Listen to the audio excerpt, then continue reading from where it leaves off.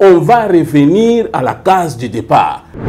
Même ceux qui sont autour du chef de l'État, batika ko flatter. Namoni même le président de la République a maigrir et puis azaki totalement déçu. Azaki totalement déçu, a condi et puis désespoir total. Ce côté le président de la République, au comment aza garçon moko aza play, sympa, aza gentil, courtois, mais aza na posa pesa ba congolais sengo mazoko kate. Ako kokate na makasi na yemoko. Ata sali ndenge nini na motema ne malamu aza nango ako kokate. J'ai vu le président de la République me dire, alors je suis déçu de l'église. Alors mais la plupart la plupart des gens a cité Kombo ya un serviteur de Dieu. Oh, la plupart a kendarapé l'église na ye na moi sineba kendakuna, il m'a cité son nom. Je me suis retrouvé dans une vision où j'étais avec l'ancien président de la République, Joseph Kabila. Yem tabane otsanga lobi na bane ko landa bino na bane ko yoka bino mais na salaki oyo bino bozai ko lobate tala lelo ndenge na se retrouver na perte de pouvoir na ebisi na lobi c'était la voie par excellence ya ko sortir mboka oyo na crise et la voie de Dieu azoy sanga lobi ete on moni avion wana c'est le gouvernement qui va sortir. Et ça gouvernement ezali ko bima et puis ezali mboka na destinée ndenge za kokende. Donc l'avion est mati. Vous allez voir que les choses et que ça a tendance à ko mata à ko décoller mais et ko koma na niveau moko tout et ko retourner nango na case de départ. Et sengo za kana mboka bato bazana espoir que ah lokola ba konza sika bazokota quand même cette fois-ci to komona bolamu cette fois-ci makambo ko changer. Ba projet kokoya ba kokoya ba koti na gouvernement ba kokoya ba uti ba koti ba mandataire ba koti na système on a éco absorbé bango système politique actuel où ils ont mis en place il y a des élections il y a qu'on nommé ba tout ndenge ba gouverner zo salama et ça comme ma pays nulle part.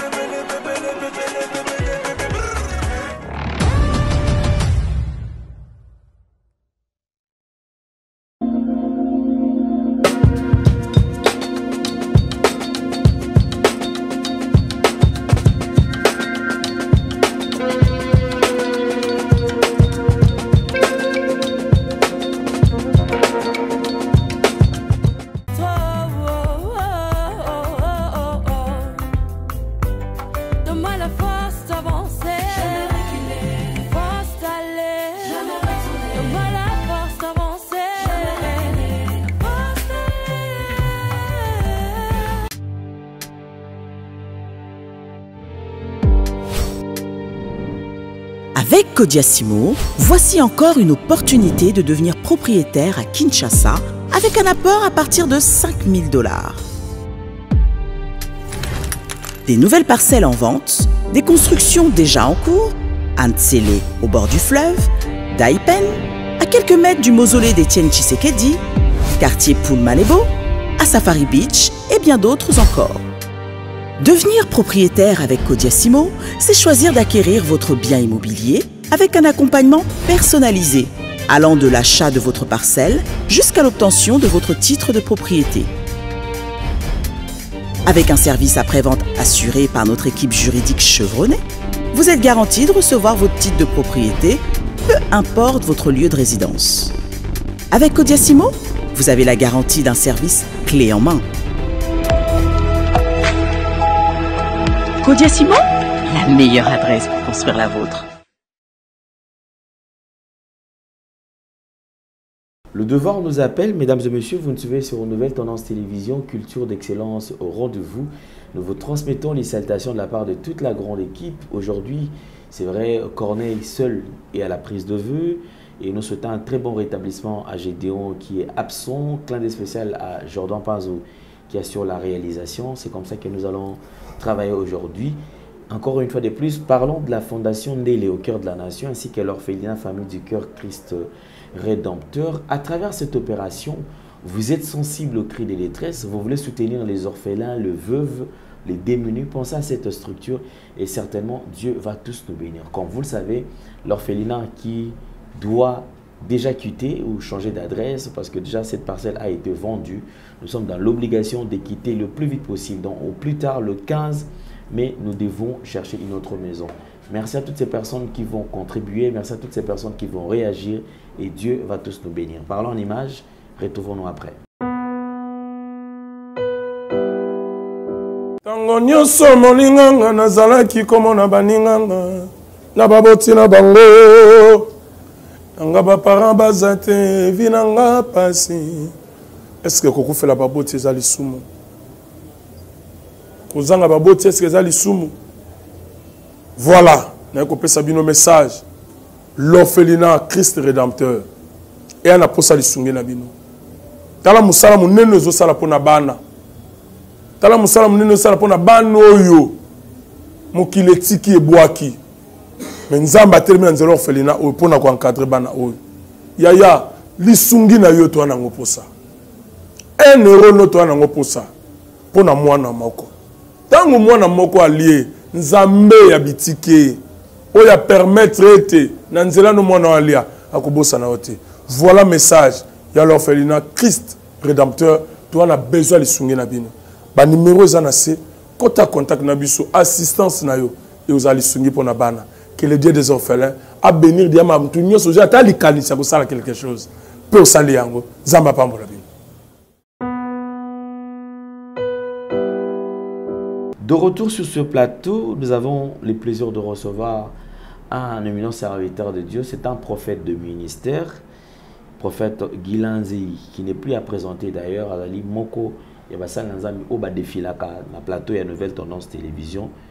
De Tozali Awa, Tozo Solola, na Malembe Nyosoto. Homme de Dieu, bonjour et bienvenue. Bonjour papa Alain, merci beaucoup. Papa Gilan, santé boni, Moussa Nanza Mezo Kenendengeni. Santé, ça va par la grâce de Dieu. Moussa Nanza Mezo Kotambola très bien, malgré tout ça na ba disposition et c'est qu'il faut prendre, mais il faut marcher à petits pas comme Dieu le veut. Tu es bien dans l'avenir, Makambo Kene Malembe. Et Dieu toujours ayakana secours à quatre makamunae. Mais ministère en bref, tout ça peut évoluer très bien.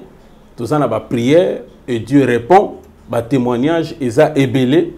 Zambazo salabiso bolamo vraiment côté wana tout ça pambola nzambe makasi. Merci beaucoup. Alors je voudrais quand même parce que de temps à autre, parmi le rare des prophètes qui a fait ça qui message contraire, il y a vague tournée qu'on traversée, sur le biais élections exalatées, glissement, élections exalatées. Vous avez pris le courage à Koya Awa, Kolobaki Ngai Naye na lobby qui élection et Kozala. Au mec qui expliquer déroulement dans mon Kozala. Alors Lelo, après les élections, tout le monde peut élection il y a gouverneur et salami. Après élection, tout le monde nomination, il y a premier ministre. Pour la toute première fois dans l'histoire, il y a RDC. Tout le monde a qui maman, Azwa, tête, il y a primature. Tout le monde, après, qu'on nommé encore vague, il y a détournement et tu sais ça. Alors, tout le monde quand même. C'est vrai, c'était une bonne nouvelle que l'élection que Salama te ba Congolais va se pelaki. Et élection Salama ba Congolais va se pelipo et Salami. Mais après les élections, apparemment. Tension on ne sent pas une couleur de changement. On ne sent pas vraiment un vent nouveau et qui peut apporter développement dans le cannabis. Alors on a lingi Tolanda. Avant Tolanda, un petit commentaire. Après les élections, il y a les lots de Salama gouverneur. Après les élections, malgré na est matata ezakuna, mais en bref, Kimia ezali, Congolais surtout, azako espérer quand même que elo ki amalam ko ko pas na Zambie et ko salama na mboka na biso. Ben impression na biso yangwana, mais sur le plan spirituel, ezana ba non sans ambazo pesa biso, comment est-ce que makambo ko se dérouler? Nde yango to ko ebisa na bandeko, to ko ebisa na ba konzi mboka, pona ko sa ba précaution était marche il y a quinquennat oyo quand même epesa sourire na peuple congolais. Parce que ce qui est là, physiquement, makambezo kende, tout mona ke makambezo marchete. Or, tant que cause asika bakotaka et sengweza kanamboka, bato baza na espoir que ah lokola bakonzi sika bazokota quand même cette fois-ci tokomona bolamu cette fois-ci makambo ko changer mais okomona bakonzi sika bazokota peuple azozala pensa content na yango te oyo tokomeka ko solola tout au long ya émission na biso sur le plan prophétique comment est-ce que makambo ezali ko évoluer après l'élection nini oyo ekolanda. D'accord, après les élections nini oyo ekolanda, quel serait l'avenir de Congo? Est-ce que Congo ekozala émergent ekokende liboso to ekotika la kaka Congo na biso kaka il y a des tozomona kaka boye détournement sur détournement juste bomengozo qui na classe moko boye to na groupe mo ya batu songolo pakala bango bako se retrouver au moment où peuple azali ko le souffrir azali ko kota na ba conditions moko très difficiles. Nous allons faire une condensée, il y a vu ba vidéo différentes prophéties oyo oleka to au bimisa awa oleksa na etandoike et nous allons revenir juste après. Pendant l'élection ndenge to ça ko kende boye toujours mboka na biso so connaître ba turbulation ba perturbation que to so tournoyer à rond à cause ya kozala en dehors ya volonté azam nde makambo nyonso to oto ça ko vivre na kati na mboka na biso et souhait nzambe pe plein nzambe pour na mboka na biso ezali ete Congo était à sango malamu na Afrique et dans le monde entier. Neti na batie ba richesse na kati na mboka. La RDC est appelée à servir Dieu. Mais nous sommes allés à l'encontre de la vision de Dieu. Tout ça qu'on dirige mboka na propre vision na biso. Ce qui est dangereux pour cette nation. Le Congo n'est pas comme tous les pays. Et les lots bateaux ezako menacés pour na kosala naufrage. Il y a la guerre, il y a la famine, le président de la République se bat, il y a qu'à voyager tout le temps pour la solution pour Namboka. Mais la solution ne viendra pas dans l'étranger. La solution ne viendra pas dans votre propre vision. Mais la stabilité deviendra par la vision de Dieu. C'était dans une vision comme ça. J'étais en train d'écouter des voix de tonnerre et des éclairs.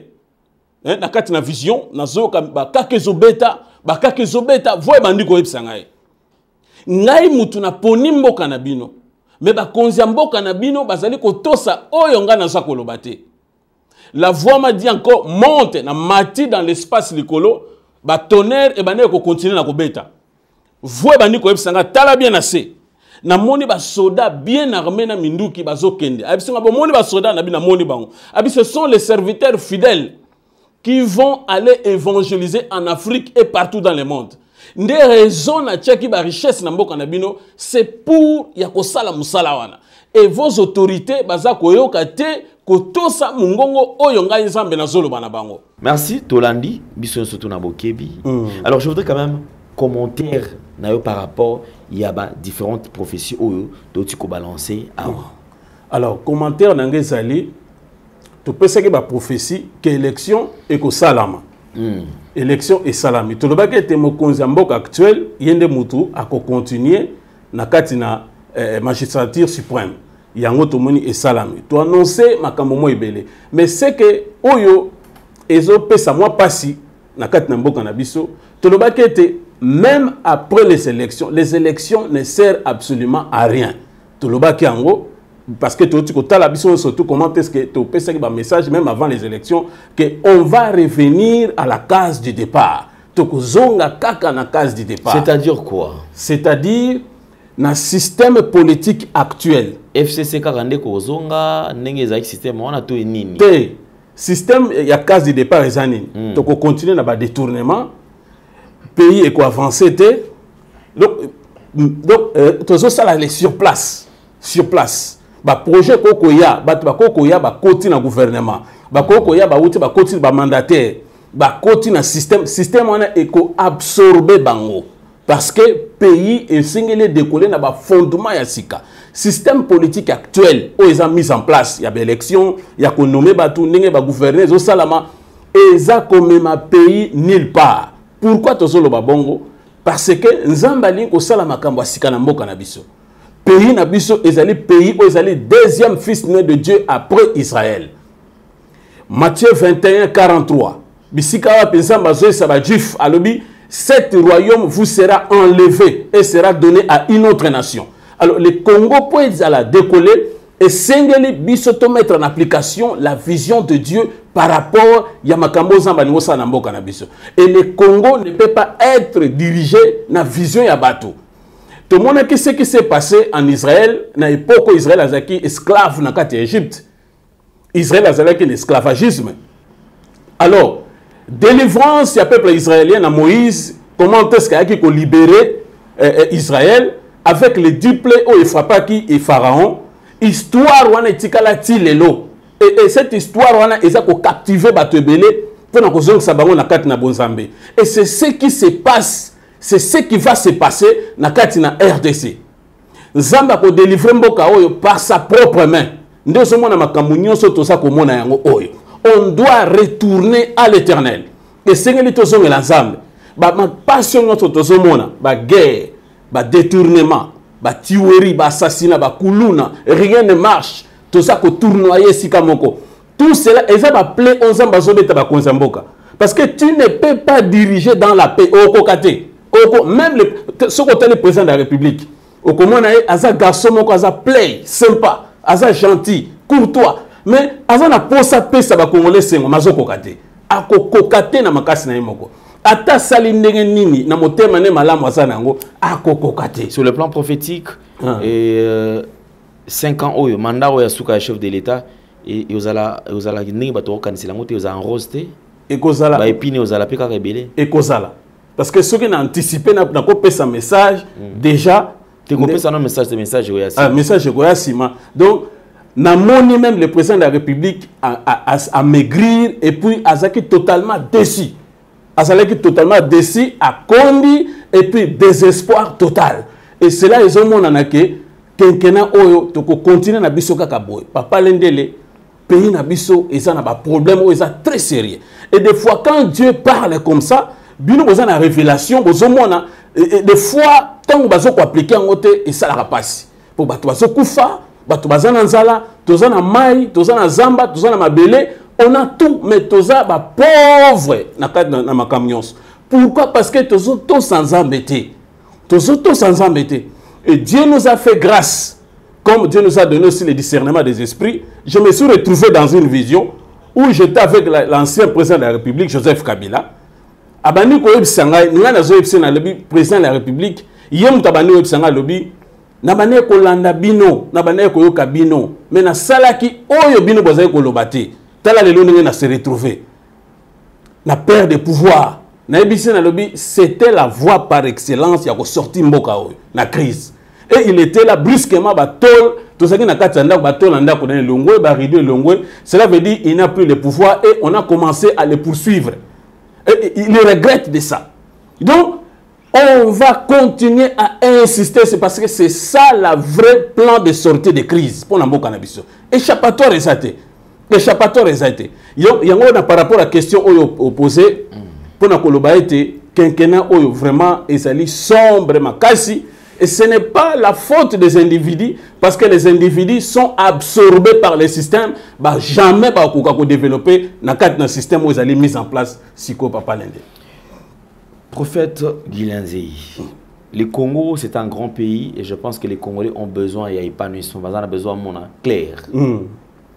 Je voudrais tous les cas un message et une orientation comme d'habitude.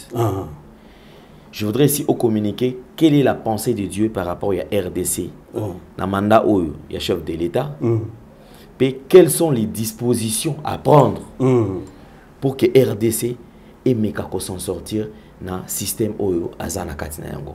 Merci beaucoup, Papa Alain Dele, pour l'opportunité de faire ça. Un message aux Akouta Nzambe. C'était hier, lundi, le 29 avril à 15 h. J'ai écouté la voix de Dieu me dire, alors bien, insiste sur la vision que moi je vais appliquer dans votre pays. Passe à la télé, insiste sur ça. Pendant que Nazari n'a pas de vision, Nazomon a été image et apparaître liboso nangai. Nazari comme le président de la République Nabiso actuel, Azala Kiwana, et Nazali Koyepsena le président de la République, Zambaza Kosenga était l'application de la vision de Dieu. Le Congo doit servir l'Éternel. Et c'est le deuxième fils né de Dieu au Zambaponi. pona nini e panza sango malamu na tango na suka et yango moni ba richesse ba tchaki na kati na mboka na biso principalement eza pona évangile et puis ba congolais ba kabola yango équitablement. Le Congo est une réserve mondiale, grande puissance oyo ekopesa influence sur le plan évangélique et sur le plan économique. Et banazambe partout dans le monde va la rassembler pour nako zela retour ya kolo Yesu Christ. Ne musala o nzambe aponi pour na Congo na biso. Et le Congo na kati na musala wana ekozala puissant économiquement, puissant spirituellement et ekosangisa banazambe ebele partout dans le monde entier.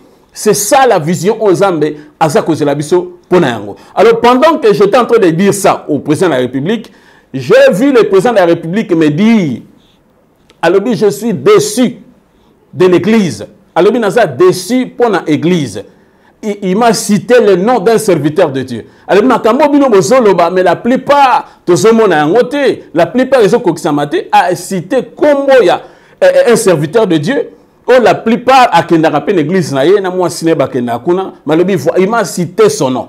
Notre aîné que nous aimons et nous respectons a cité comme on a appelé exemple tel. Je suis déçu de vous. C'est là où Dieu me dit dans la vision, interpelle l'église. Même ceux qui sont autour du chef de l'État.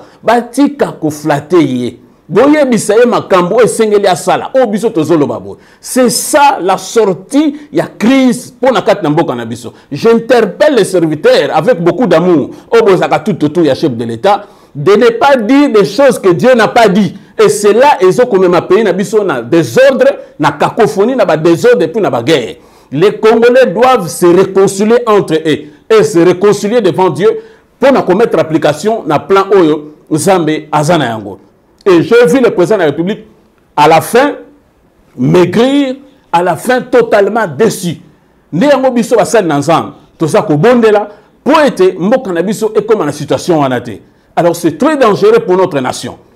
Et deuxième message, j'ai vu un avion décoller à l'aéroport. Avion est décollé quand Zui et Mati, avion est kokakokendete. Avion est tourner sur place, et puis et quitte en catastrophe et quitter na mabele, mais heureusement et explosa quitter. Et la voix de Dieu Azoïf Sanga le biete, au mon avion c'est le gouvernement qui va sortir. Et ça gouvernement ozali ko bima et puis ezali mboka na destiné ndenge za kokende. Donc l'avion est maté. Vous allez voir que les choses et que ça a tendance à mater à décoller mais et que comme na niveau moko tout et que retourner dans la case de départ. Et atterrissage est ça qui en catastrophe. Yango tozo ça va cause mboka. Prenez toutes vos dispositions. Pourquoi? Parce que Nzambali ko sala makambo asika. Nation na biso et ko sala conduit na vision ya batute. Sinon toko zonga kaka na point wana et échappatoire et kozalate. On va continuer comme ça et 5 ans bato batie yango na espoir et ko comme la biso lokola 5 ans moko ya passe. Et Dieu est amour. Ndaza ko annoncer biloko ko anticiper pour na nini ko stopper biloko wana nyo surtout pour être Mabé et comme la bisote bien aimé dans le Seigneur. Alors voilà quelques messages. Aux ama pessimistes, tu es alerté. Naba aussi toloba. Dieu nous a dit d'insister. C'est pour cela que tu es insister. Naba autorité même bazo zoasika bazo kota. Voilà plan y a sorti y a crise bien aimé dans le Seigneur. Alors au reste d'un peuple en Zambé, tu allez copier ça moi exhortation mouké. Naba obaza kolemba. Naba obaza naba problème. Au cause de la maladie, au cause de la problème, au songolo, tout ça dit qu'au temps na Marc, évangile selon Marc, Marc chapitre 10,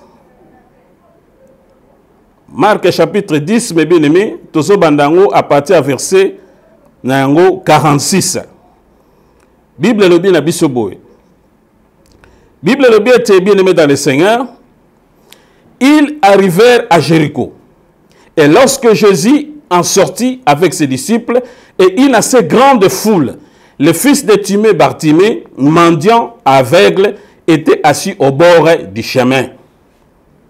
Bien-aimé dans le Seigneur, awa, Bible a raconté une histoire, il y a un aveugle, à cela qui peut mendiant, Bartimée. Mais, ce qui continue dans le verset 47, Bible le dit, il a entendu que c'était Jésus de Nazareth, et il s'est mis à crier, fils de David, Jésus, aie pitié de moi. Bien-aimé dans le Seigneur, premier point na ligne ko toucher na biso na exhortation oyo. Vous allez remarquer que Bartimée, après avoir entendu que Jésus était en train de passer, il a quitté sa maison et il a sorti sur les chemins. Cela veut dire quoi? Jésus-Christ, il est le chemin, la vie et la vérité. Il s'est approché de l'Éternel. Parce que Ayoka qui était Jésus à Zoleka. Et il y a un problème à Poussani Nanzela. Bien-aimé dans le Seigneur, nous avons encouragé de Komoko. Poussana vers Dieu. Poussana vers Nzambe. Dans Jacques chapitre 4, verset 8, la Bible dit, approchez-vous de Dieu et il s'approchera de vous. Poussana pembe na Nzambe et Nzambe akopoussana pembe na yo. Alors ce qu'on continue dans le texte, comme on a été, Bartimée a bané ko crier. Crier, cela veut dire quoi? Crier, cela veut dire la vie de prière. Crier, c'est la prière. Mais pendant qu'il était en train de crier, Ezaki na masse ya bato bazali ko empêcher. Bazo c'est akoyoka yo te tika ko se déranger zo chama kelele. Mais Bible zo banabiso, il a encore crié plus fort. Cela veut dire il a intensifié la vie de prière. Psaume 142 verset 2. Vous allez comprendre que les cris ce sont des prières. Et il a prié Dieu à intensifier la vie de prière. Awa bien aimé, essayez de comprendre. Premier point, il y a que Simba Bisika Oyo, pendant marche dans Nzambe, restez sur les chemins. Restez sur les chemins. Jacques 4, 8, et le bien était, approchez-vous de Dieu et il s'approchera de vous. Nettoyez vos mains. Donc, quand on prie, bien aimé, les mains doivent être pures. Cela veut dire, il faut se sanctifier à tout prix. Dans le moment où il faut contrôler. Bah, seconde, minute, heure, jour. Ozo passer en ndengeni. Et c'est ce que ça mise en compte ya vie na yo. Pourquoi? Parce que tu es en train d'attendre quelque chose venant du Seigneur, tu dois rester dans le chemin. Maboko ne faisait la pembe. Au comment on a été zamba ko intervenir na kana yo. Et qu'on lemba ko prier te bien aimé, même si entourage, to li kambumo ko zo se passe. Ndenge Bartimée azalaki atmosphère azalaki na yango, baza ko pekisa etika ko chama kelele tika ko ganga. Cela veut dire et azaki une atmosphère moko ya malamute, mais il a continué bien aimé. L'atmosphère oni ne cause à cause de déranger. Tamsu moi si abengani nandako, to moi si abwake le biloko libanda, to mobile akei atiki ona bana yo moko zolela. To za na situation moko ya pas ces déranger yo. Na ça ko encourager yo. Hébreux chapitre 13 verset 8 le bien était Jésus-Christ, il est le même hier, aujourd'hui et éternellement. Comme il a fait avec Bartimée, il peut aussi le faire pour toi. Et nous, ces serviteurs, nous sommes là pour nous orienter bino, pour orienter bino, vous pousser dans le trône de Dieu, à écouter Dieu, de faire la volonté de Dieu et de parler automatiquement avec le Seigneur. C'est ça notre travail, bien aimé. Alors, Zandaza, on a pour Nabiso, au comment on était Bartimée, Jésus a posé une question après avoir créé la Bible était Jésus s'arrêta. Bien aimé, na ce sende comme kazola nanga na moment où était Yesu a tellement pour la likambu na yo. Le linga tellement qui pour na Bartimée à kota makambu na yo bien aimé dans le Seigneur. À cause de ba cri na ye, même na ba prière na yo bien aimé, avance kolembate. Dieu est là pour toi. Avancez. Akoyoka yo lokola yo kakabatunyos parce que il le Dieu. C'est seulement il faut nettoyer les mains. Il faut être pur. Au kende ginda kwanganga, au yiba biloko abatu, aux ans ba deuxième bureau. Abandonne ces choses. Le sambo na yo komate.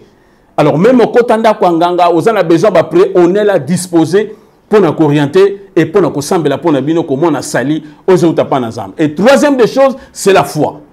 Parce que quand Jésus lui a appelé à Ebissé Talobi, ta foi t'a sauvé. Bien aimé, il faut avoir la foi. La foi, c'est une ferme assurance des choses qu'on espère, une démonstration de celles qu'on ne voit pas. Bien aimé dans le Seigneur, Dieu est esprit, Dieu est invisible. Mais il faut avoir la foi pour nous pousser la pembe dans l'âme. Et il est là, nous avons l'expérience avec Dieu. Zambo tozote abino, toza une expérience naie, bo pousse na pembe dans l'âme et ya ko pousse na pembe na bino, azawana pour na ko sala bino bolamu, bien aimé dans le Seigneur. Alors na zobonde la pour na bino, tika etenzamba pambola bino, molimo santu a continuer ko visiter bino, a révéler bino ba choses cachées. Ah, après ça, une révélation, il y a libota. Révélation même, il y a ndakozali. Révélation, il y a vinayo. Révélation est destinée là. Que le Saint-Esprit te parle. Dans le moment où on a communié, et tes zambes à simba bisiko zali. Même yozobela, guérison et accompagné yo. visitation divine accompagnée yo paix, bonheur, prospérité et ça la partage na biso nyonso na kombo na Yesu Christ wazali mokonzi pe azali mobikisi na biso. Amen. Merci Banakin, Bana monde entier. Merci bien-être. Sougala café, logo na mêlé logo mais logo ezamabe. Il y a bien pour na panne technique mais ko sale la on ndenga mabete sale la ngo pona mama. Ba célibataire to lingi bino ate. So maka boma mukolo bala. Pourtant mzo ba produire ngo soute. Merci bien-être yango yo. Lukango benga ndekonanga alendele ye mutu ayebi esika ko fournir yo autant que tu veux $35 et belé na kati sobo melika moko de jour bien be moroïde banini tout ça bilialia vanda musala banini et réparer yo système ya break et réparer yo pe fonctionnement ya break de break donc et pe son fonctionnement ya bien to comme ba congolais toujours gagner ba match on va défaite pas technique en plein match c'est pas bon zongela eloko ngana c'est éviter de dire surtout ba pasteur boningo mela boyawa bo benga pena alendele na numéro na ye po bo benga po bo zeloko c'est important traitement poison anti-poison yango yo ne ba mususu meli yango avant kende obima o mela ngo ça des jours atabati le loko moi cuire mon corps c'est bon oyope anti-poison donc ce que ata izana kati et longolango alendele mikolo som nabité mindela ngo ba pese biloko ba udia po biloko ngo bendeza ya solo mikolo ba tchaka poison ato a famille te ato za problème na mututé jalousie car do ba produit ngwana ya anti-poison oyope anti-poison donc benga alendele à partir na ye ayibindeni oya ozwango nzambe na nga pambola bino mi batela mboke komi biete bato bakomi na jalousie oyo tozo comprendre de souté bana mike bazo kufa mikolo bazo kufa baotiana bana bébé ba poisson donc toujours zala nanti na ndenga na nga ndako c'est bon que Dieu vous bénisse.